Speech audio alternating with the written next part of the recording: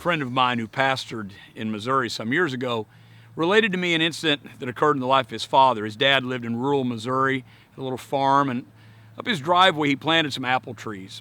He did that with the anticipation, of course, that in coming falls he would enjoy all the bounty of those trees, apple cake, apple sauce, apple fritters, all those things that are so good.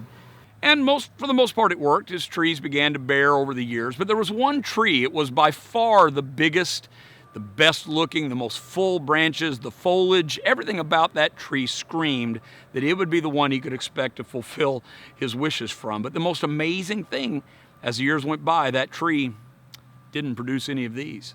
Not one apple was ever hanging on its branches. It had no explanation. It looked healthiest, it was the largest, grew well, it looked beautiful, it just didn't produce any apples. He called an expert from the University of Missouri, a horticulturalist, a man who had knowledge in agriculture, and he came out to look this situation over.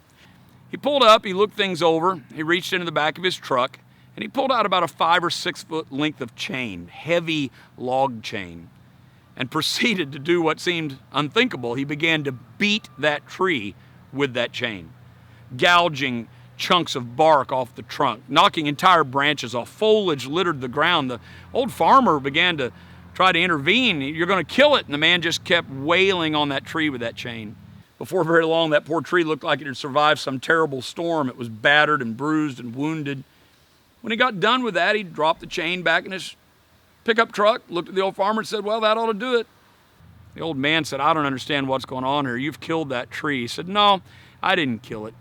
He said, "Sir, the problem was that tree got so busy looking good that it forgot this was its purpose." He said, "You'll see."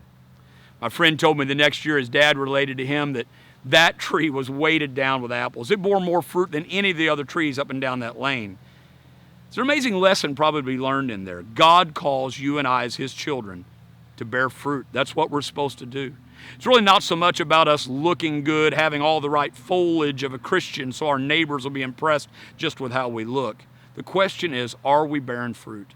And when we fail in that, God has a way of bringing us back to our purpose. Sometimes that's painful. Sometimes it wounds us. But this is what God wants from us. Bearing the fruit of the Spirit is what we're supposed to accomplish. So in these lessons, we're going to take a look at the fruit of the Spirit, understand a little more about what they are, what they mean, how they apply themselves, and how they demonstrate themselves in our lives. But just remember, knowing about them, being able to recite them, looking good on paper, that's not the quest.